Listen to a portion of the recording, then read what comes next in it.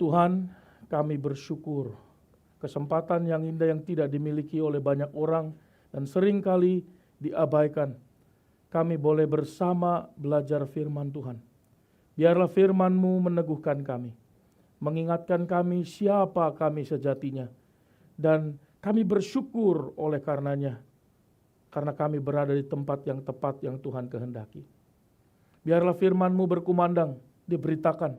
Biarlah seluruh umat-Mu mendengarkan dan merenungkannya, dan pulang membawa sukacita dan melakukannya dengan rendah hati. Tuhan tolong kami semua, Tuhan memimpin hamba-Mu yang terbatas. Apapun keterbatasan kami, apapun kelemahan kami, di dalam nama Tuhan Yesus Kristus, biarlah firman Tuhan tidak terhalang diberitakan. Kami mohon pertolongan Tuhan, kami mohon pimpinan daripada Roh Kudus. Dalam nama Tuhan Yesus Kristus, kami berdoa memohon kepada Tuhan. Amin. Silakan duduk.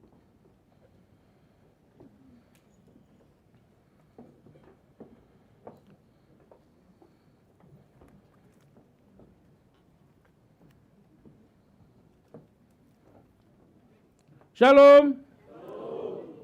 Selamat hari Minggu untuk kita semua. Selamat datang di Gereja Interdenominasi Injil Indonesia. Gereja yang adalah tempat pelatihan. Tempat untuk murid-murid Kristus dilatih dan siap menjadi saksinya.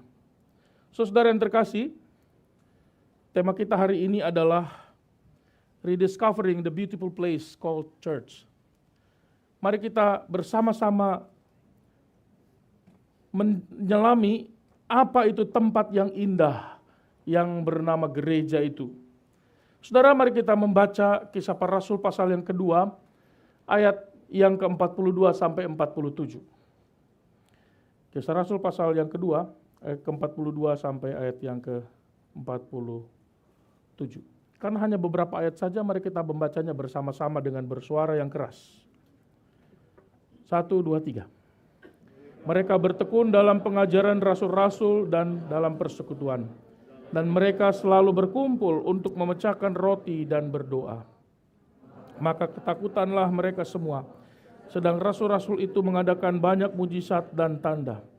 Dan semua orang yang telah menjadi percaya tetap bersatu dan segala kepunyaan mereka adalah kepunyaan bersama. Dan selalu ada dari mereka yang menjual harta miliknya, lalu membagi-bagikannya kepada semua orang sesuai dengan keperluan masing-masing. Dengan bertekun dan dengan sehati, mereka berkumpul tiap-tiap hari di dalam bait Allah. Mereka memecahkan roti di rumah masing-masing secara bergilir, dan makan bersama-sama dengan gembira dan dengan tulus hati, sambil memuji Allah. Dan mereka disukai semua orang, dan tiap-tiap hari Tuhan menambah jumlah mereka dengan orang yang diselamatkan. Puji Tuhan. Saudara, ada satu kisah di sebuah gereja yang megah, bangunannya indah. Ada sebuah gereja di mana seorang hamba Tuhan melayani. Seorang hamba Tuhan ini, seorang pendeta ini yang melayani di sebuah gereja yang indah, sistem yang baik, jemaatnya yang banyak sekali. Suatu hari ingin melihat perkembangan gerejanya, khususnya mulai dari yang paling kecil, mulai dari sekolah minggu. Suatu hari dia pergi mengunjungi pelayanan sekolah minggu dan pendidikan anak usia dini. Di sana dia melihat anak-anak yang manis-manis dilayani dengan baik dan begitu bersukacita di kelas sekolah minggu. Lalu dia menghampiri satu anak, namanya Sinclair. "Siapa namamu, Nak?" kata Pak Pendeta. Lalu anak itu menjawab, "Namaku Sinclair, Pak Pendeta." "Oh, kamu senang di sekolah minggu?" "Senang sekali, Pak Pendeta." "Bolehkah aku bertanya kepadamu?" kata Pak Pendeta kepada Sinclair. "Tentu saja." Dan Pak Pendeta pun menanyakan kepada Sinclair yang kecil, yang manis dan begitu ramah. "Sinclair, apakah kamu tahu siapa yang merubuhkan tembok Yeriko?" Sinclair langsung ketakutan dan wajahnya agak bingung. Dan dia berkata dengan tegas, "Bukan aku, Pak Pendeta. Sungguh bukan aku. Sungguhkah kamu tidak tahu siapa yang merubuhkan tembok Yeriko?" "Aku berkata jujur, Pak Pendeta, bukan aku." Dengan kebingungan pendeta kemudian mencari guru sekolah minggu dan menanyakan, mengapa anak-anak tidak tahu hal yang paling sederhana? Ternyata guru-guru sekolah minggu pun mulai melihat dan memperhatikan dan berkata kepada Pak Pendeta, setahu kami Sinclair itu orang yang jujur Pak Pendeta. Dia tidak pernah berbohong. Anak ini bahkan tidak pernah bolos dari sekolah minggu. Saya yakin Sinclair itu mengatakan yang sejujurnya Pak Pendeta, kata guru yang lain. Dan guru yang ketiga juga berkata, tidak mungkinlah Sinclair berbohong karena dia berasal dari keluarga baik-baik. Pendeta makin marah. Akhirnya dia memutuskan pergi segera ke ruang majelis yang tengah rapat. Dan dia menggebrak meja. Bagaimana pelayanan kita seperti ini? Bagaimana pembinaan gereja ini? Ada apa Pak Pendeta? Jangan marah-marah. Kamu tahu, tidak ada satupun anak-anak yang mengetahui siapa yang merobohkan tembok Yeriko. Aduh, kata seorang ketua majelis, hal seperti itu sudah tidak usah dibesar-besarkan. Itu kan hanya masalah sepele. Berapa sih biayanya biar kita bangun lagi? Dia menanyakan ke bendahara, masih adakah budget kita? Dan bendahara berkata, ada kok, cukup, uang kita banyak. Akhirnya pendeta memutuskan resign dari gereja itu.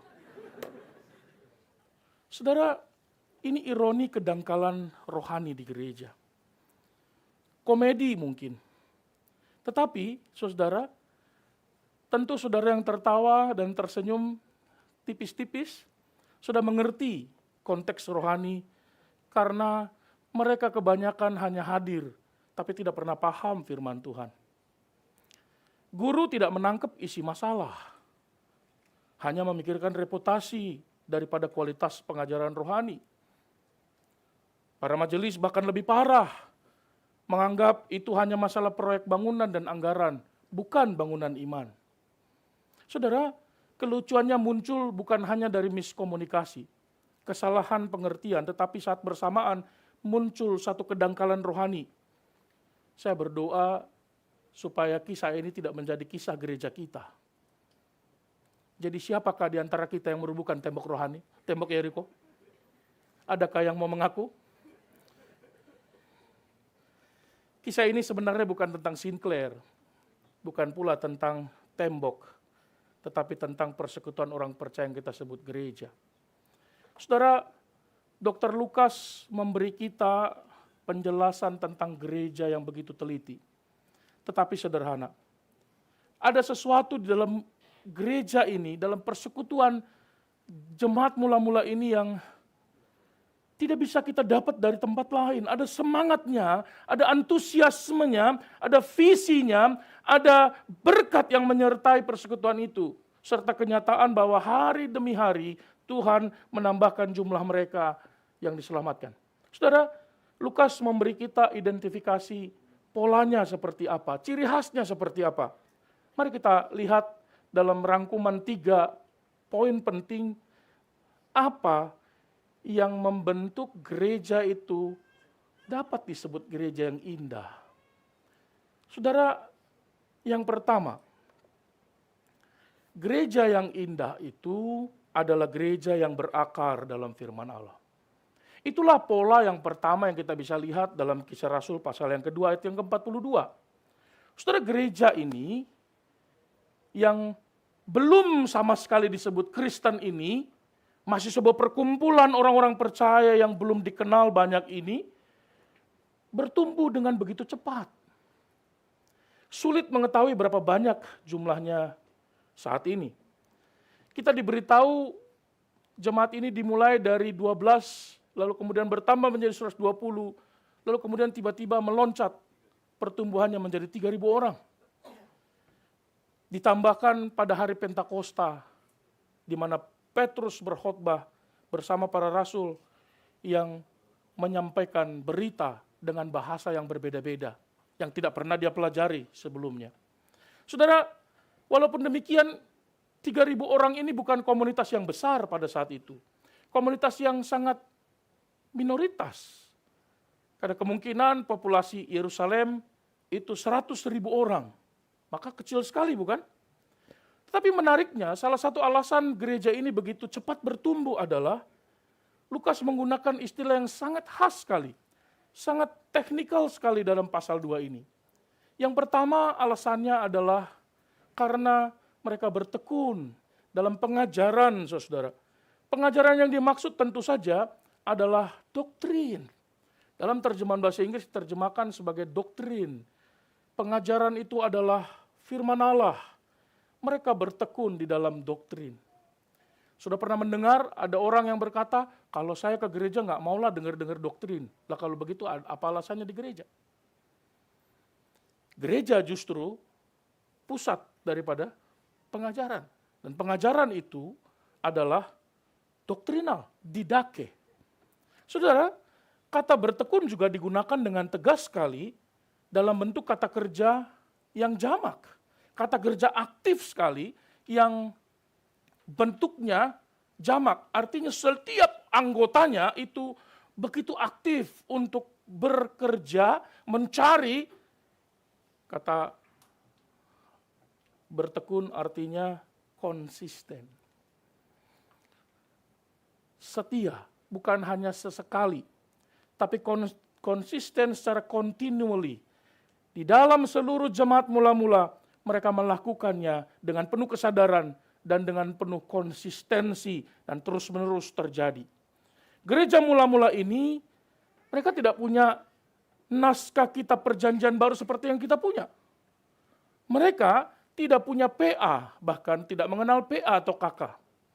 Mereka tidak punya buku-buku teologi dari tokoh-tokoh yang terkenal seperti masa kini. Mereka bahkan tidak punya podcast rohani seperti sekarang. Mereka hanya bergantung sepenuhnya kepada pengajaran para rasul. Apa yang diajarkan para rasul, saudara? Para rasul tentu saja mengajarkan apa yang 3,5 tahun Tuhan Yesus ajarkan kepada mereka. Dan setiap kali khotbah yang disampaikan oleh para rasul itu bicara bahwa Yesus adalah Tuhan dan Mesias. Yesus itu disalibkan dan salib bukanlah kecelakaan sejarah. Salib adalah karya penebusan yang dikerjakan dengan taat oleh Kristus. Dan kebangkitan bukanlah kekalahan, tetapi justru bukti kemenangan nyata dan karya penebusan Kristus bagi umatnya. Saudara, bukankah itu dijelaskan oleh Kisah Para Rasul pasal yang kedua, kalau kita membaca ayat 1 sampai dengan ayat 41. Bahwa ada paling tidak kalau kita rangkum dari pasal yang kedua ayat 1 sampai dengan 41, kita menemukan bahwa ada 6 poin penting konsep firman yang diajarkan oleh Petrus dalam khotbahnya. Saudara, mari kita coba lihat apa saja isi khotbah Petrus itu. Pertama, dia menyampaikan, saudara, tentang kehidupan dan pelayanan Kristus. Dia bicara tentang keilahian dan kemanusiaan. Nah, ini percakapan mereka tiap-tiap hari, saudara. Yesus itu manusia atau Tuhan? Petrus katakan, dia 100% manusia, 100% Allah. Dan dui natur Kristus itu tidak mungkin bercampur dan tak mungkin terpisahkan. Saling melengkapi, tapi tidak saling mengganggu. Karena pada saat yang sama dia berkata, aku lapar. Tapi pada saat yang sama dia berkata, akulah roti hidup. Barang siapa makan, dia juga tidak akan pernah kelaparan lagi. Dia berkata di salib, aku haus, tapi dia juga berkata, akulah air hidup. Saudara-saudara, Petrus juga berbicara tentang kematiannya sebagai korban pengganti, substitute, sacrifice. Bahwa Kristus adalah anak domba Allah di dalam perjanjian lama. Sehingga setiap orang yang berdosa harus membawa korban supaya korban itu mati menggantikan orang yang seharusnya mati. Sehingga orang yang membawa korban itu tidak lagi menjadi mati, tapi semua kematian karena dosa ditimpakan kepada domba itu. Yesus itulah anak domba Allah. Sehingga semua dosa-dosa kita ditaruh kepadanya, diletakkan kepada pundaknya. Dan kita setelah kita dilepaskan dari semua dosa, kita tidak punya kebaikan, bukan? Maka kebaikan Kristus yang adalah Allah itu diambil, ditaruh kepada kita, sehingga kita berkenan kepada Allah. Anda berkenan kepada Allah bukan karena Anda berkenan kepada Allah, tapi karena Kristus mati dan bangkit bagi Anda dan saya. Amin. Yang ketiga, Dia bicara tentang kebangkitannya. Saudara bisa menemukan itu dengan jelas sekali. Bahwa dia mati pada hari yang ketiga dia bangkit, saudara. Nah beberapa waktu yang lalu ada yang berkhotbah di sini bukan? Mengapa Yesus mati 3 hari baru bangkit? Mengapa Lazarus harus mati dan ditunggu sampai beberapa hari baru dibangkitkan? Betul? Tapi nampaknya pertanyaan itu tidak dijawab bukan? Jawabannya adalah karena konsep orang Yahudi mati 3 hari, 2 hari, itu rohnya masih ada di sekitar kehidupannya. Untuk membuktikan bahwa dia betul-betul mati, Lazarus dibiarkan mati sampai lebih dari 3 hari. Sudah berbau busuk. Dan Yesus mengadakan mujizatnya. Sehingga setiap orang yang melihatnya percaya bahwa Lazarus betul-betul mati dan dia bangkit. Yesus betul-betul mati dan dia bangkit. Pada hari yang ketiga, dia bangkit. Saudara, Petrus juga bicara tentang karya penebusan melalui salib. Salib bagi orang Kristen itu penting sekali. Saya juga menggambarkan bagaimana ya kalau salib itu tidak ada, apa kira-kira logo gereja? Garam. Saudara, bagaimana bikin logo garam di gereja? Gereja Garam Injil Indonesia. Wah, garam yodium yang kita tahu kan begitu ya.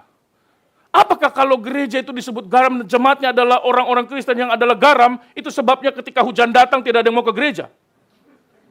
Kayak tanya, kenapa kok nggak gereja? Hujan Pak, loh apa hubungannya gereja dengan hujan? Kan kita adalah garam. Kalau kita keluar nanti cair. Saudara, apakah logo gereja juga bisa dibuat terang? Maka ada yang buat lilin bukan? Atau lentera bukan? Tapi utamanya adalah salib. Salib adalah lambang kehinaan sekaligus lambang kemuliaan. Salib adalah lambang penebusan sekaligus lambang kemenangan. Salib adalah lambang anugerah Tuhan sekaligus keadilan. Di mana keadilan dan kemurahan Allah itu bersatu di situ. Adil karena dosa kita tidak dibiarkan, tidak dihukum. Dihukum melalui anaknya sebagai korban pengganti. Kasih, dia tidak membiarkan kita binasa karena kita dibebaskan melalui anaknya yang mati dan kita hidup. Kelima, kemuliaan Allah. Kemuliaan Allah dinyatakan dalam kebangkitannya. Dan ketika ia naik ke sorga, dia berkata, saya akan datang kembali, membawamu kelak. Di mana aku berada, di situlah engkau akan berada. Dan yang terakhir, berita yang disampaikan oleh Petrus adalah tentang gereja yang didirikannya. Saudara, itulah yang menjadi pusat pengajaran, itulah yang menjadi pusat percakapan para rasul dengan jemaat mula-mula. Itulah yang menjadi pokok persekutuan mereka. Jadi kalau ada gereja saat hari-hari ini, pokok percakapannya bukan 6 poin ini, tapi pokok percakapannya adalah teman sepersekutuannya. Wah, ini sudah melenceng dari arti gereja, betul? Saudara, itulah pentingnya pengajaran Alkitab di dalam khotbah. Itu sebab di gereja ini, mimbar ini, bukan ini. Tidak sembarangan diberikan kepada siapapun. Itu sebabnya khotbah di GI3 kadang ada yang mengeluh, lama banget Pak khotbahnya. Susah Pak khotbahnya. Dalam sekolah minggu juga begitu serius. Dalam remaja juga begitu serius, membutuhkan waktu. Para hamba Tuhan menginvestasikan banyak waktunya, mencurahkan pikirannya, belajar firman Tuhan, mendalami firman, menyiapkan firman Tuhan, dan menyampaikannya dengan bertanggung jawab, secara konsisten. Sekalipun kadang mungkin beritanya kurang disukai begitu ya. Kadang-kadang saya jengkel juga ya, aduh ngantuk sekali khotbahnya. Kenapa emang ngantuk? Iya semalam soalnya nonton bola. Lah jangan salahin khotbah dong. Kan Anda yang kurang tidur gara-gara nonton bola, betul enggak? Tapi bilang khotbahnya ngantuk Pak. Salah apa pengkhotbahnya? Kasihan kan? Anda nonton Messi, spiritual Anda jadi Messi, jangan salahkan pendeta. Saudara, itulah yang membuat gereja itu indah, karena terus ketika mereka semua bertekun, itu menyebabkan mereka mengalami ini, saudara. Ayat 42 dikatakan mereka bertekun dalam pengajaran para rasul. Dan apa yang terjadi? Banyak sekali keajaiban yang dilakukan oleh rasul-rasul itu. Saudara, mereka mengalami keajaiban dan tanda-tanda kuasa Allah, mereka bisa lihat. Dan apa yang terjadi, saudara? Mereka hidup di dalam ketakjuban. Mereka bukan hanya berubah mindset-nya, berubah hatinya, tetapi juga berubah cara menghadapi Allah. Nah, ini menarik sekali. Rupanya pertumbuhan gereja selalu erat hubungannya bukan hanya dengan pengajaran firman, tapi juga erat hubungannya dengan bagaimana umat menghadapi Allahnya.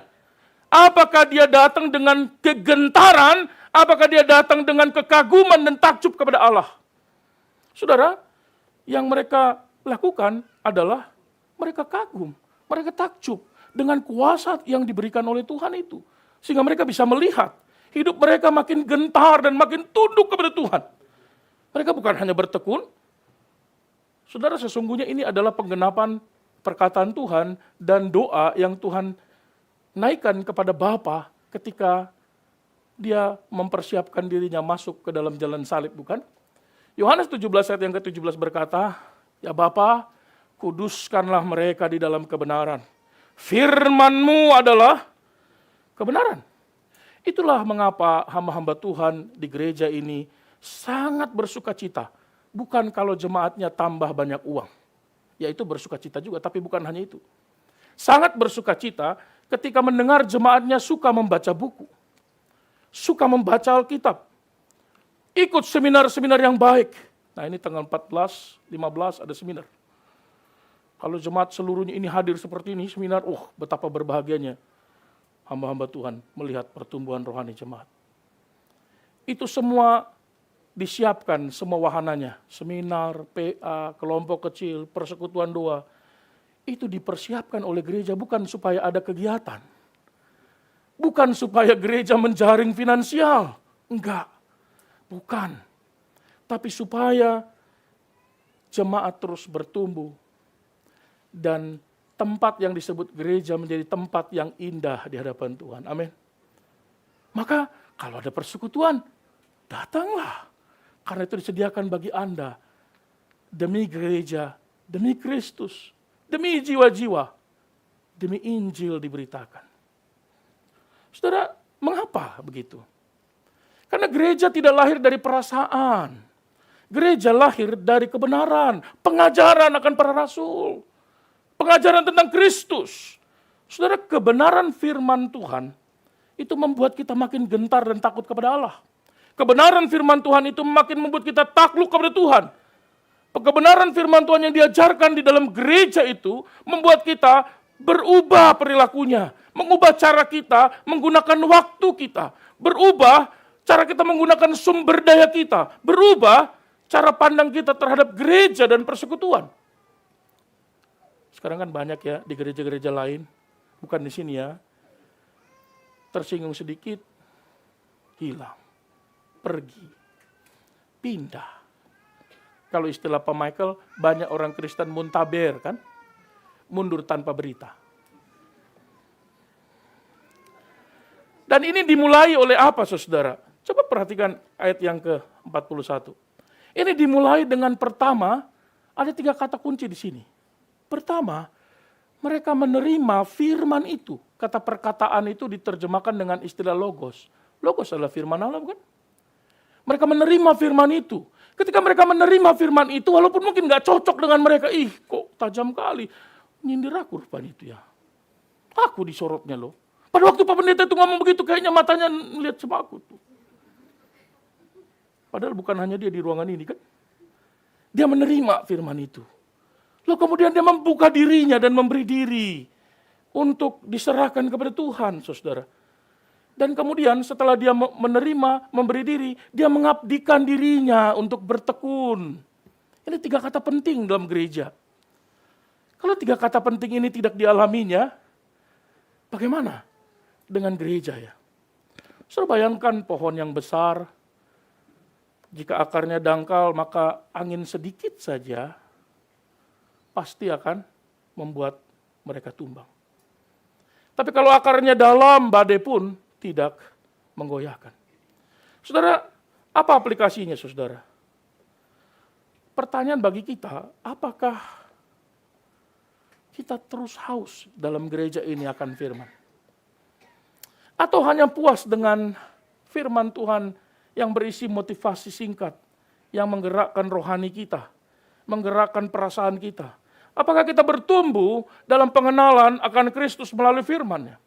Atau kita bertumbuh dan berharap pendeta harusnya lucu-lucu dikit lah. Mari kita undang Mongol aja ke sini kan gitu ya.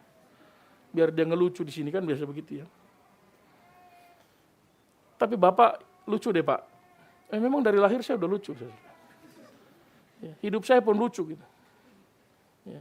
Dan kadang-kadang saya juga lucu kalau saya tidak lucu gitu ya. Saudara, gereja menjadi indah ketika jemaatnya sungguh mencintai kebenaran. Dan mereka tekun hidup di dalam kebenaran itu, saudara. Saya rindu dan berdoa GI3 di seluruh Jepang, khususnya Tokyo, menjadi gereja yang indah, menjadi tempat tujuan bagi semua orang untuk merasakan kuasa Tuhan.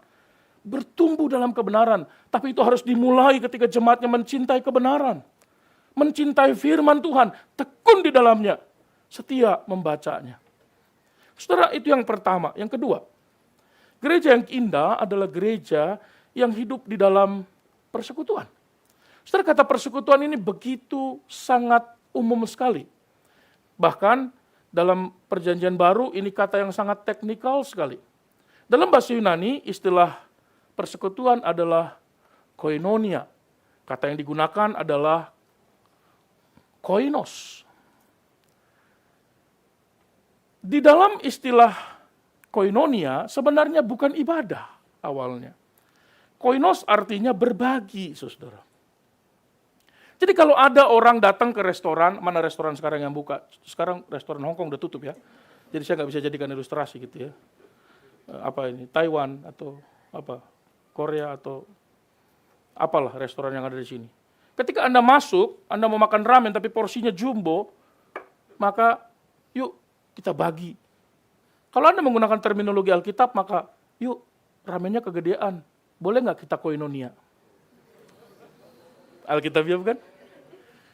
Yuk kita koinos. Ya.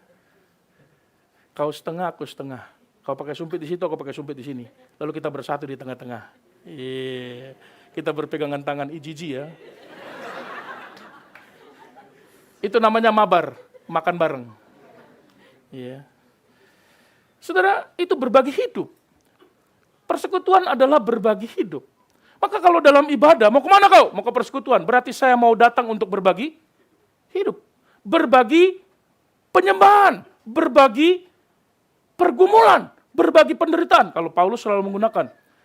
Kita harus hidup dalam koinonia penderitaan Kristus. Berbagi di dalam penderitaan Kristus.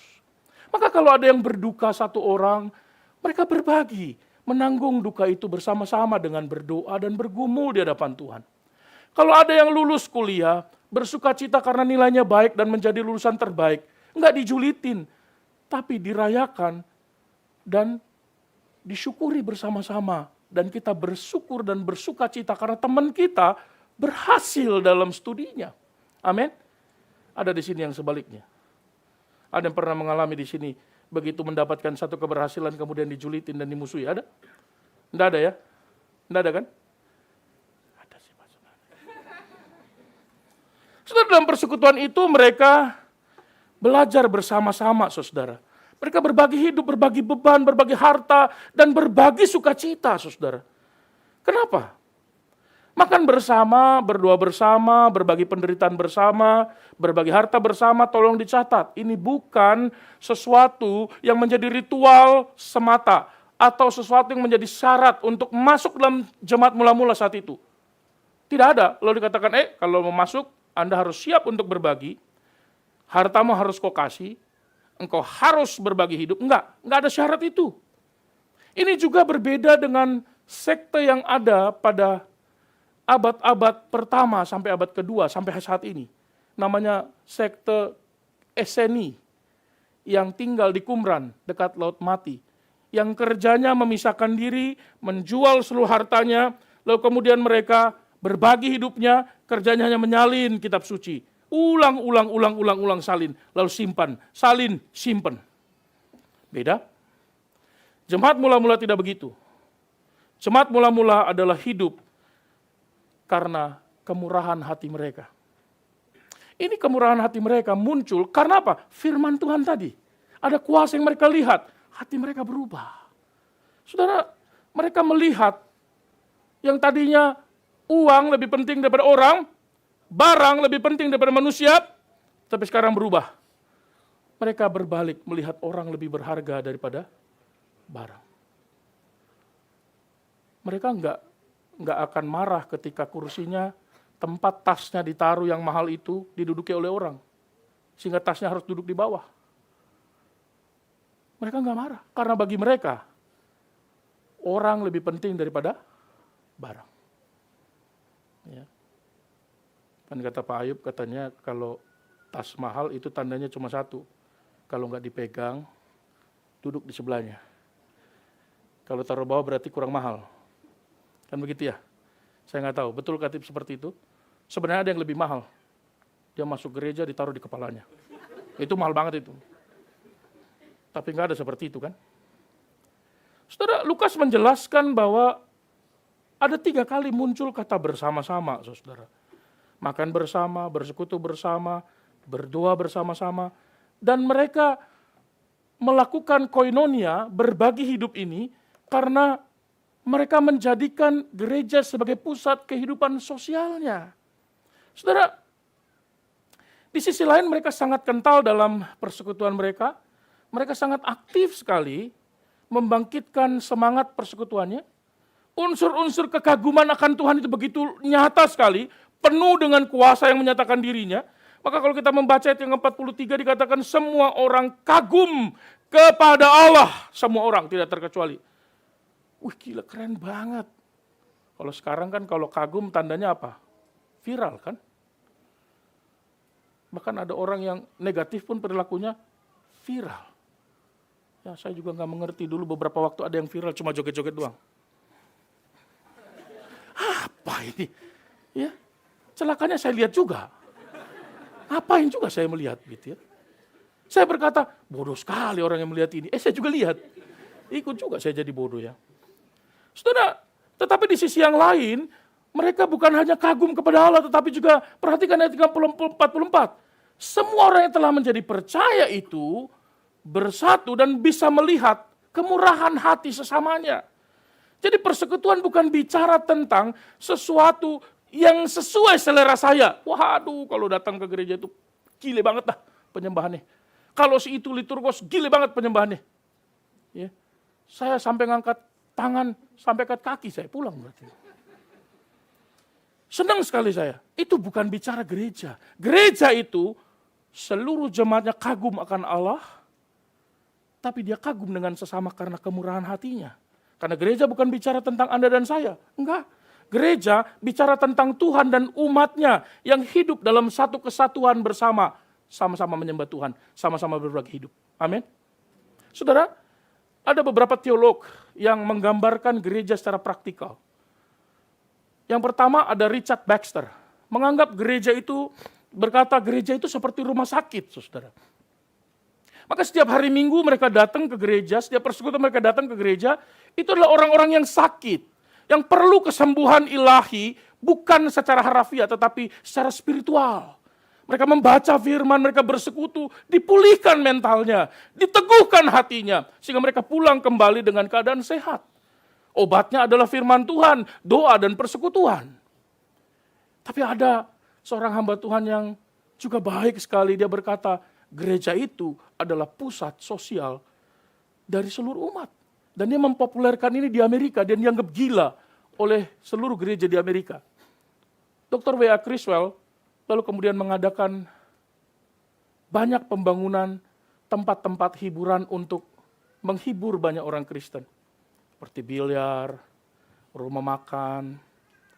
Bukan untuk mencari keuntungan, tapi menjadi pusat-pusat sosial di mana orang Kristen bertemu dan bercengkerama membicarakan tentang Kristus, belajar firman Tuhan. Di sana, bayangkan, sudah sampai main biliar. Yesus itu adalah Allah sekaligus manusia. Cetak. Saya sulit membayangkannya. Makanya saya berpikir juga semua orang Amerika bilang gila ini.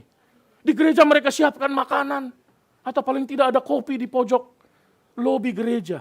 Maka kalau saudara pergi ke Amerika sekarang, hampir semua gereja mengadopsinya. Pasti mereka punya kafetaria di depan. Pasti mereka punya restoran di samping. jemaat baru gratis makannya.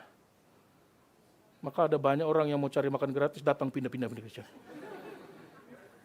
Saya berdoa, saya bermimpi, saya rindu. Kelak kalau kita punya gedung sendiri, entah beli atau sewa permanen, ada satu tempat, ada sofa, ada ruangan yang besar, ada kopi, ada famiciki. Sehingga dia datang, famiciki satu. Lalu kita minum kopi. Gimana tadi khotbah ini?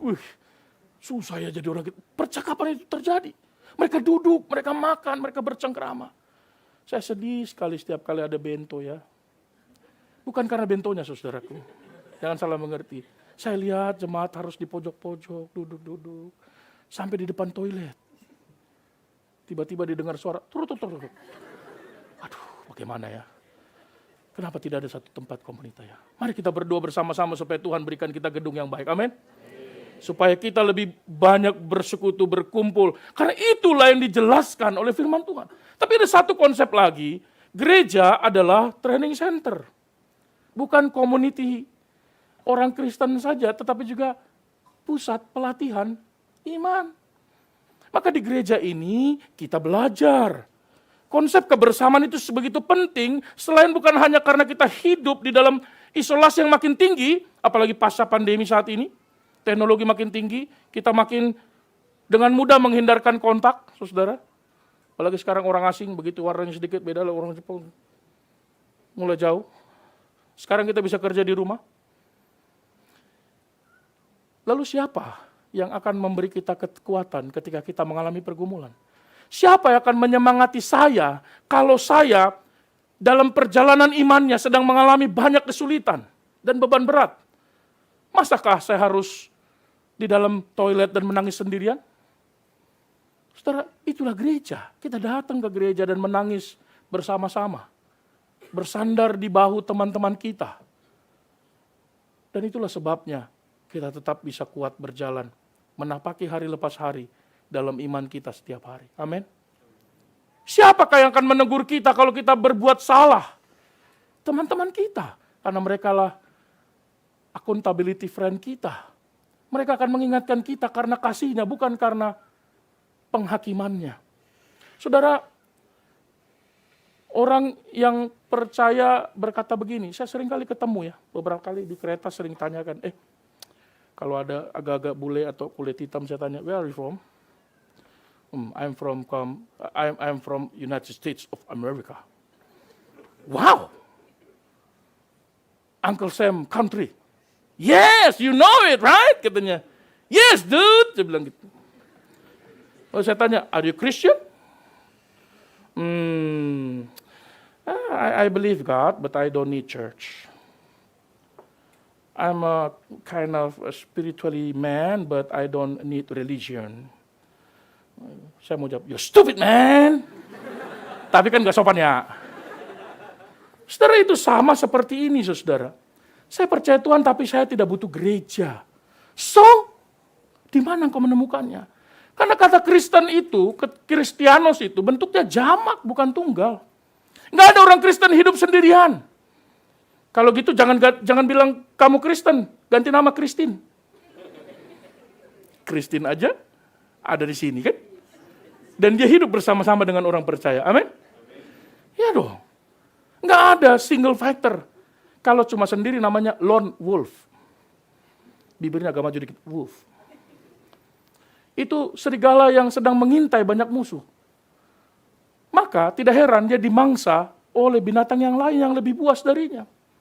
Tapi kalau dia berkumpul, saudara, sebagai sebuah tim, dia tidak tinggal sendirian. Dia akan diteguhkan dan bahkan punya potensi menghadapi kemenangan. Amin. Saudara, apakah gereja hari ini menjadi pusat rohanimu dan pusat sosialmu? Saya selalu katakan ya baik kalau yang masih jomblo ketemu pacarnya dan istrinya kelak di gereja. Orang baik, siapa yang bilang amin? Ya, saya mengerti pergumulanmu, putriku, saudaraku. Laki-laki dengarkan itu. Cepat cari siapa itu. Dan katakan, I love you too. Amin? Ya. Saudara, Jadikan gereja sebagai pusat sosial kita, bukan hanya pusat rohani kita. Sukacita rohani lahir dari kebersamaan. Lahir dari hidup bersama-sama. Orang Kristen yang menjauh dari tubuh Kristus seringkali kering. Menjadi pahit, padam, dingin rohaninya. Apinya tidak ada lagi, karena dia sendirian. Gereja justru menjadi indah kalau kasih persaudaraan itu menjadi nyata. Amin. Indah sekali. Coba lihat wajah-wajah yang ganteng, cantik, bersukacita. Waktu datang agak banyak pergumulan, tapi begitu di dalam gereja di tengah-tengah jemaat, senyum. Selalu kalau saya sambut, saya salam. Saya rasakan tangannya, ada senyum di bibirnya. Walaupun mungkin senyum tipis. Saya senang sekali kalau melihat pulang itu bersukacita. Wah, senang sekali. Puji Tuhan. Itu adalah hadiah dari Tuhan yang begitu besar bagi para hamba-hamba Tuhan. Melihat jemaatnya tersenyum. Pulang dengan semangat. Amin. Yang terakhir. Ini juga bikin semangat. Gereja yang indah adalah gereja yang hidup dalam doa. Kalau engkau berkata, doa aku udah tahu. Saudara, mereka bertekun dalam doa. Ketekunan mereka dalam doa, dalam ayat 42-43, menyebabkan mereka juga tidak hidup asal-asalan. Saudara, doa yang mereka lakukan ini bukan doa asal-asalan. Karena doa bisa saja asal-asalan. Dan doa asal-asalan tidak akan membawa kita kemana-mana, tidak akan membawa dia bisa melihat kuasa Allah, apalagi melihat kegaguman Allah. Makanya hidupnya terus sembarangan, karena doanya selalu sembarangan. Saudara, doa yang dimaksudkan ini bukanlah doa liturgis, karena kita tahu ada doa namanya doa liturgis dan doa situasional. Karena Paulus katakan, berdoalah kalau berarti, kata senantiasa berarti selalu. Berarti terus menerus, sepanjang saat, setiap detik. Waktu tidur doa enggak? Apa doanya? Waktu kerja doa enggak? Tapi Paulus katakan, berdoalah maka itu diaplikasikan dengan dua konsep penting. Doa liturgis adalah doa yang membutuhkan sikap yang khusus, perkataan yang khusus, waktu yang khusus. Di mana? Waktu kita menghadap Tuhan dalam ibadah. Makanya kita biasanya lipat tangan, tunduk kepala, lalu kita berkata-kata dengan bahasa yang baik. Sehingga setiap orang yang mendengarkannya pun dibangun dan diberkati oleh Tuhan. Kita nggak boleh sembarangan dalam doa liturgis, bukan? Maka ada liturgis. Tetapi ada doa situasional. Doa situasional adalah doa yang bisa Anda naikkan kapan saja. Waktu Anda oseng-oseng kangkung, Tuhan saya ingat mama saya, tolong sembuhkan dia lagi sakit. Anda sambil mandi, jangan nyanyi Blackpink terus. Blackpink! Berdoalah. Sambil mandi. Boleh nggak? Boleh. Sambil buang air besar boleh nggak apa berdoa? Nggak ada yang larang sih. Tapi siapa yang tahu Anda berdoa di situ kan gitu ya? Sehingga orang melarang, jangan berdoa di dalam. Orang nggak mau tahu juga gitu ya. Tapi berdoalah senantiasa. Tapi jangan kau bolak-balik. Lagi naik sepeda, tiba-tiba rodanya copot dan engkau menuju ke got. Kalau gitu, kata Pak Pendeta, saya harus berdoa. Dan doa itu adalah doa liturgis. Maka engkau lipat tangan, tunduk kepala. Amin, pasti di got. Yakin saya. Tidak perlu tutup mata. Maka gunakanlah doa situasional. Buka mata lebar-lebar. Berdoa, dalam nama Tuhan Yesus tolong. Begitu nyusruk, puji Tuhan. Bersyukurlah senantiasa katanya kan. Selalu ada situasi yang membuat kita begitu susah. Tapi Paulus katakan bersyukurlah senantiasa, mengatakan selalu ada alasan untuk bersuka cita dan bersyukur. Maka orang Indonesia itu paling gampang bersyukur. Diserempet mobil dia. Untung cuma baju yang robek. Ya, makanya nama untung paling banyak dicari. Untung. Apapun selalu untung. Sudah, doa yang dimaksudkannya adalah bukan hanya doa liturgis, tapi juga doa yang terus-menerus dilantunkan kepada Allah. Kata yang digunakan sebenarnya adalah prayer worship. Dalam pujian penyembahannya dia juga berdoa, saudara. Doa yang disampaikan dengan ritme yang konsisten, tapi bukan hanya itu, tetapi juga terus-menerus terjadwal, konsisten dalam upaya untuk terus bertumbuh di dalam Tuhan. Saudara, doa jemaat mula-mula ini menekankan beberapa hal. Dari doa ini kita bisa tahu apa yang mereka sebenarnya di balik doa itu. Ada beberapa hal, ada banyak hal tapi kita hanya lihat 3 saja. Yang pertama, doa mereka menunjukkan bahwa mereka beriman kepada Kristus. Jadi kalau Anda dan saya berdoa, itu gambaran kita percaya kepada Kristus. Amin. Kalau nggak berdoa berarti Anda nggak percaya kepada Tuhan. Izin bertanya, kalau Anda naik kereta berdoa Anda? Anda naik mobil berdoa Anda? Anda jalan kaki berdoa Anda? Anda naik sepeda berdoa nggak?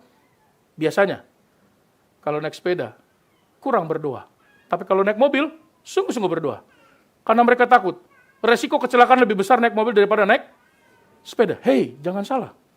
Ada banyak hal yang membuat kita bisa celaka.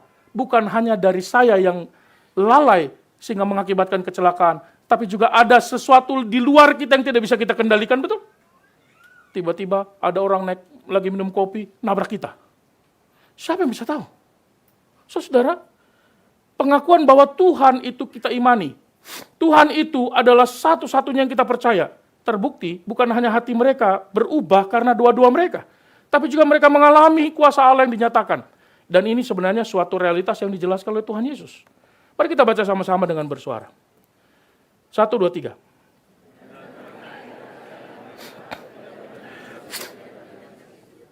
Saudara, Tuhan Yesus berkata, ada banyak daerah-daerah yang dikunjungi oleh Tuhan Yesus tidak mengalami mujizat. Kenapa? Karena ketidakpercayaan. Mereka tidak bisa melihat apapun. Nah, jemaat mula-mula di dalam ayat yang ke-42, 43 dikatakan mereka melihat kuasa Allah. Berarti mereka percaya. Dan ditunjukkan dengan doa. Yang kedua, doa mereka menunjukkan bahwa mereka taat kepada Tuhan. Kenapa disebut taat kepada Tuhan? Bukankah itu yang dikatakan oleh firman Tuhan? Tuhan sendiri berkata, sama-sama 1, 2, 3. Lalu ia mengajar mereka, berkata,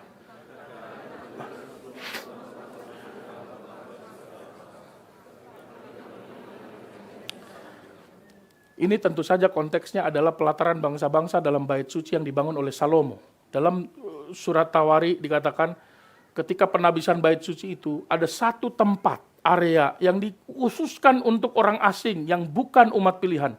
Salomo berseru pada waktu itu, dia berkata, Tuhan, apabila ada orang asing datang ke tempatmu yang kudus ini dan berseru kepada namamu yang agung, dengarkanlah permohonan mereka. Di mana? Di tempat itu, pelataran bangsa-bangsa itu.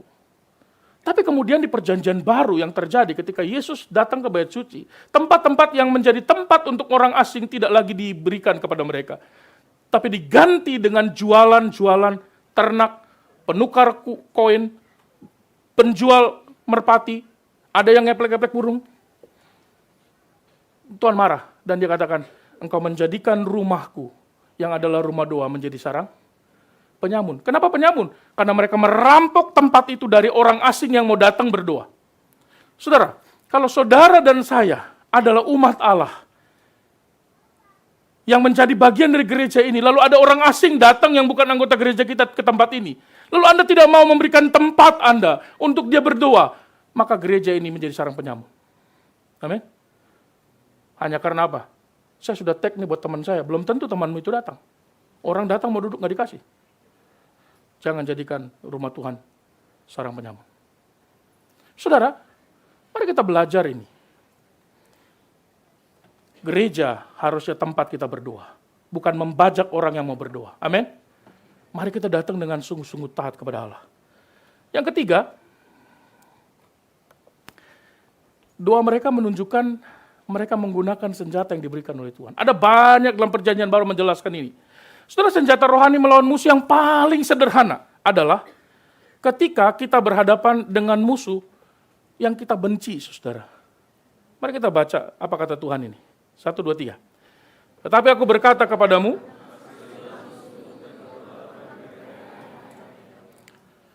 kasihilah musuhmu dan disuruh ngapain? Apa? Serius. Sekali lagi dulu yang keras. Ngapain?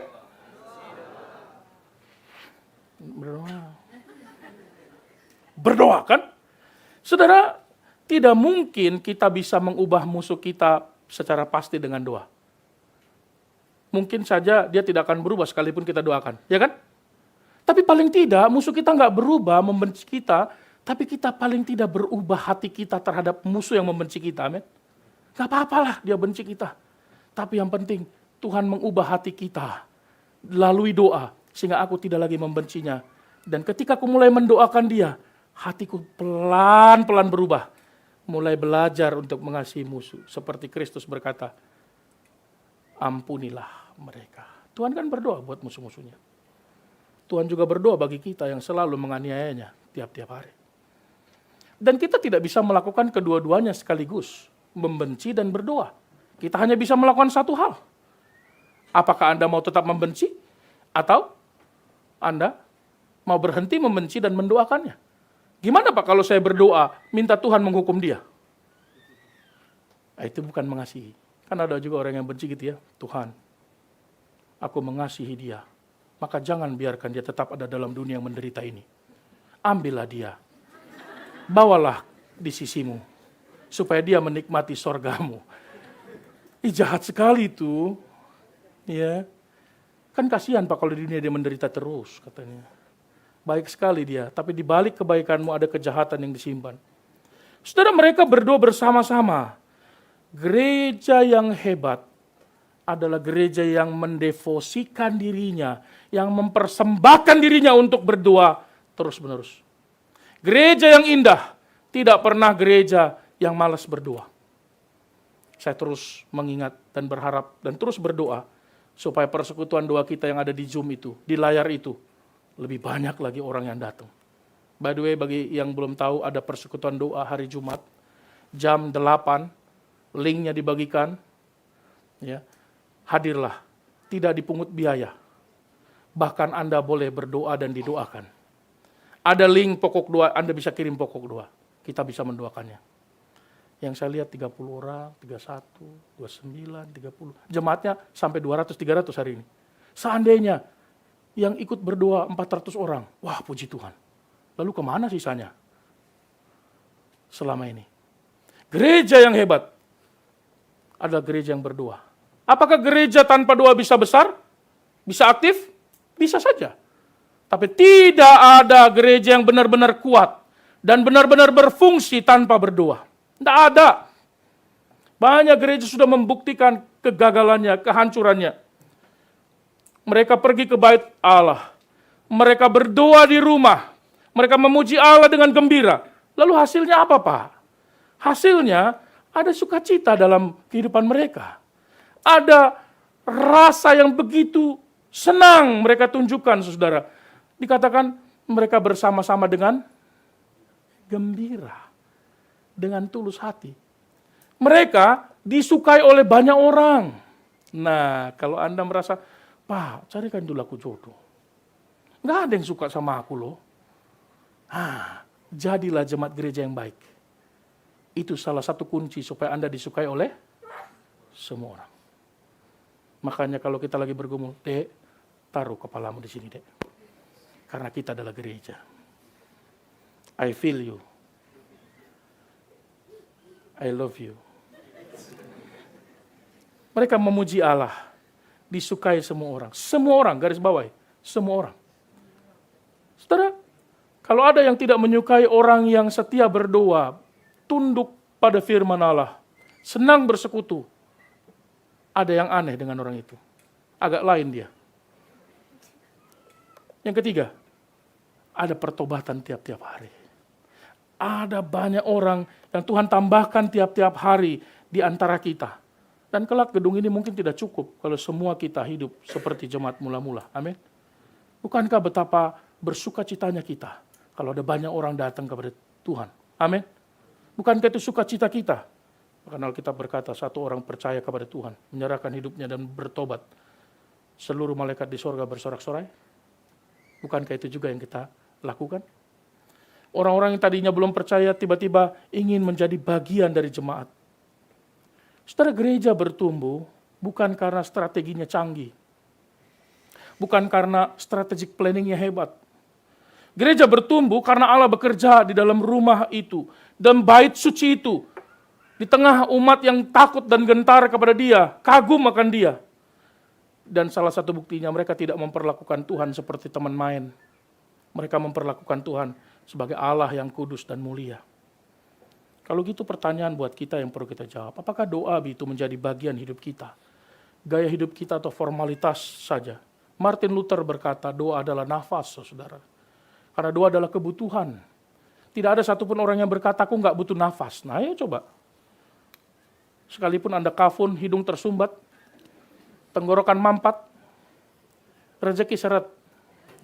Anda tetap butuh nafas bukan? Itu berarti Anda harus juga berdoa. Setiap tarikan nafas kita adalah doa kepada Allah. Sudah gereja menjadi indah ketika Allah kembali menjadi pusat doa dan penyembahannya. Dan saya berdoa kiranya itu menjadi bagian kita. Apa kesimpulan kita? Saudara, kita melihat ada pola yang sangat jelas dan kental dalam Kisah Rasul pasal yang kedua.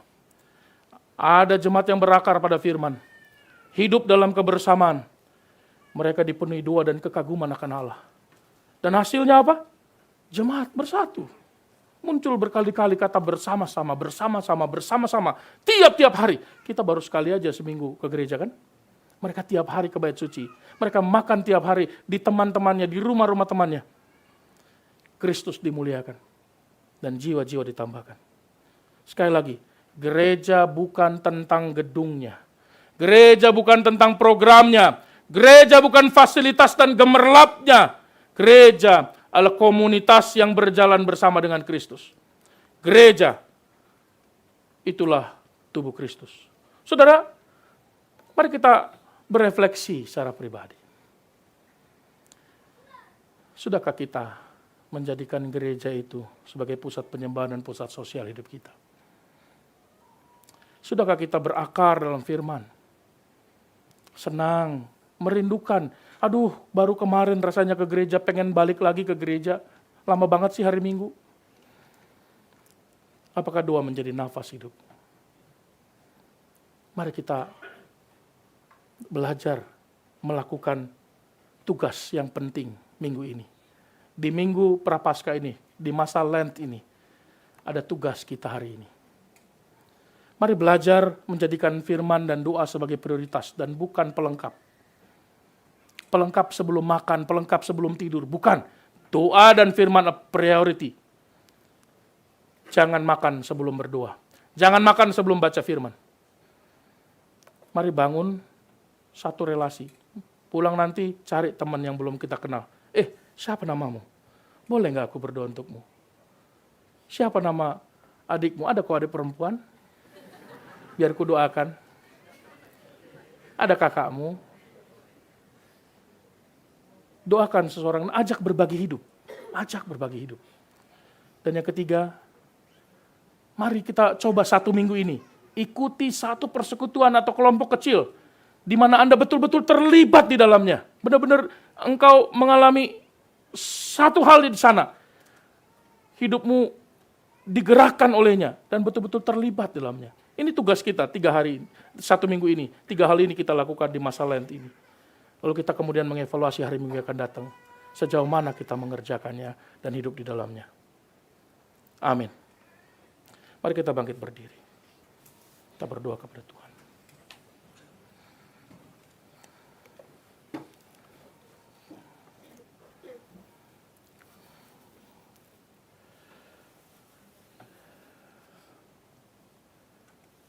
Ya Tuhan, terima kasih untuk firman-Mu.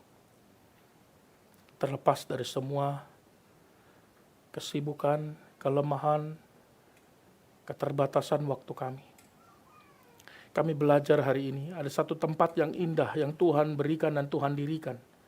Di tengah-tengah kota dan negara yang populasi orang percaya begitu minim, bahkan di bawah 1% ini. Tuhan menyediakan tempat untuk kami bersekutu. Tempat untuk kami berbagi hidup. Tempat untuk kami membawa seluruh pergumulan kami di hadapan Tuhan dan memberikan teman-teman seperjalanan untuk bisa bertumbuh. Menjadi orang tua rohani, kakek, nenek rohani, kakak dan abang-abang rohani, dan adik-adik rohani. Kiranya Tuhan menolong kami untuk bisa menyadari betapa mulia dan agungnya Tuhan, memimpin kami dalam persekutuan yang indah, yang tidak bisa dimiliki oleh semua orang. Ketika kami berada di gereja ini, kami bersyukur karena Tuhan menyediakan tempat untuk kami bisa bertumbuh. Dan biarlah kami boleh setia di dalam gereja ini. Setia bukan kepada orang-orang yang di dalamnya, tapi setia kepada Kristus. Sehingga ketika orang-orang di dalam gereja bahkan mengecewakan dan menyakiti kami sekalipun, kami tetap ada di sini karena kami tunduk dan setia kepada Kristus, Sang Empunya gereja, bukan kepada manusia. Tolong kami supaya tetap memandang kepadamu, setia kepada firman-Mu, tunduk kepada kehendak-Mu. Dan kami berdoa menaikkan doa syafaat kami. Berkatilah gereja-Mu, berkatilah seluruh majelis, seluruh hamba-hamba Tuhan, seluruh pelayan, dan bahkan berkati semua jemaat yang lain yang belum terlibat dalam pelayanan supaya aktif, memberi diri, bertekun dalam pelayanan dan pengajaran. Sehingga seluruh jemaat boleh aktif bekerja untuk bisa hidup dalam gereja ini, bertumbuh di dalamnya dan mengasihi Tuhan dengan setia. Tuhan, kami berdoa untuk saudara kami, khususnya yang mengalami kedukaan. Kami berdoa untuk Ibu Windy Arianto, yang ayahnya tadi malam dipanggil oleh Tuhan. Ya Tuhan, kesedihan tidak terelakkan. Mohon Tuhan memberikan penghiburan untuk Ibu Windy, Pak Stephen, dan keluarga besar Arianto dan Sunarno. Tuhan menolong mereka. Tuhan memimpin mereka untuk bisa mengunyah situasi duka ini.